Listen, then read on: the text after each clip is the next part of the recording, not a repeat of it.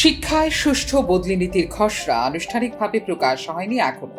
শিক্ষা ভবনের 4 দেয়ালের ওপার অবধি এখনো আসেনি সেই খসড়া। তবে সুষ্ঠু বদলি নীতি নিয়ে জোর চর্চা চলছে সর্বত্র। খুব শীঘ্রই প্রকাশ পাবে সুষ্ঠু বদলি নীতির খসড়া। ইতিমধ্যেই শিক্ষাবিদদের মতামত সহ নানা বিষয়ে যুক্ত পরিমার্জন সহ সমস্ত কিছুই চলছে দ্রুতগতিতে। এক্ষেত্রে লক্ষ্য 1 মাস। তার মধ্যেই রাজ্যের শিক্ষায় আরও একটি মাইল ফলক স্পর্শ করার অপেক্ষায় সংশ্লিষ্ট সবাই।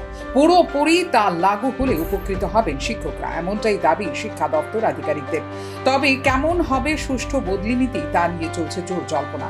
বিভিন্ন সূত্র থেকে পাওয়া তথ্য অনুযায়ী ABCD ঠিক এভাবেই ক্যাটাগরি অনুসারে ঠিক হবে সুষ্ঠু বদলি নীতি। এক্ষেত্রে গ্রীষ্মের ছুটিতেই বদলি করা হবে শিক্ষকদের, এমনটাই কিন্তু ধারণা সংশ্লিষ্ট শিক্ষক কর্মচারীদের মধ্যে। তবে বদলি নীতির রূপায়ণ খুব তাড়াতাড়ি করার উদ্যোগ নিয়েছে শিক্ষা দপ্তর। বিষয়টি স্পষ্ট করে দিয়েছেন শিক্ষা দপ্তরের একাংশ আধিকারিক। নয়া শিক্ষা নীতি লাগু করার পর অনেক নতুন নতুন বিষয় যুক্ত হয়েছে, যেখানে সুষ্ঠু বদলি নীতি অন্যতম। এখন তার খসড়া প্রকাশের পর তা চূড়ান্ত করা এবং তাতে মন্ত্রিসভার শিলমোহর পড়লে তা শিক্ষকদের কাছে পৌঁছে যাবে পুরোপুরিভাবে।